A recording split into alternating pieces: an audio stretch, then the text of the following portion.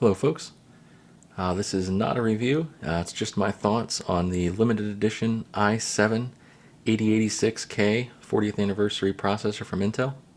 I think I see this processor a bit differently than some, and I figured I'd share my thoughts.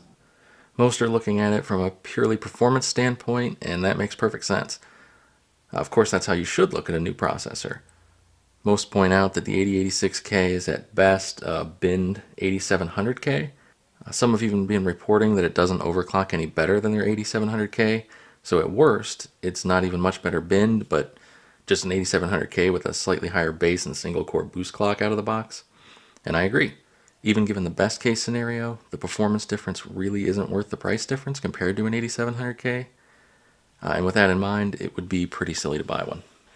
So here's mine. Now, I don't generally go for limited editions.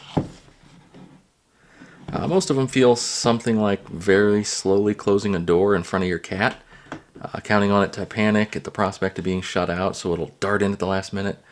It's like, hey, there's only so many of these, so you don't want to be the one left out when it's over. But even before I heard about this processor, I'd recently been feeling nostalgic about my early days of computer gaming. So when I found myself choosing a processor for a new gaming build, I decided on this one.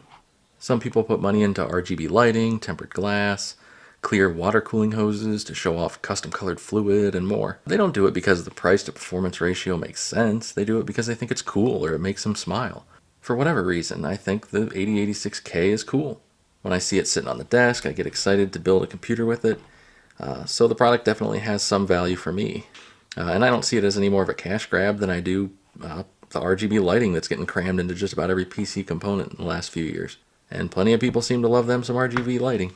Now, that doesn't mean I think the 8086K is a good product for most people. If you don't care about the limited edition naming, you're only concerned about performance for the price, then this processor probably isn't for you. You're better off with the 8700K or even just an 8700. Or just spend more and step up to something truly faster. But for me personally, I think this processor is really neat, even if others think it's pretty pointless. Just like RGB lighting is worth it for some, though it doesn't really do much for me. So that's it, quick video. Those are just my thoughts on the 8086K.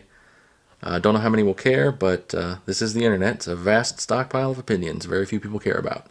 So I will be putting this processor in a build eventually, and I may make a video about that in case anybody's interested in that.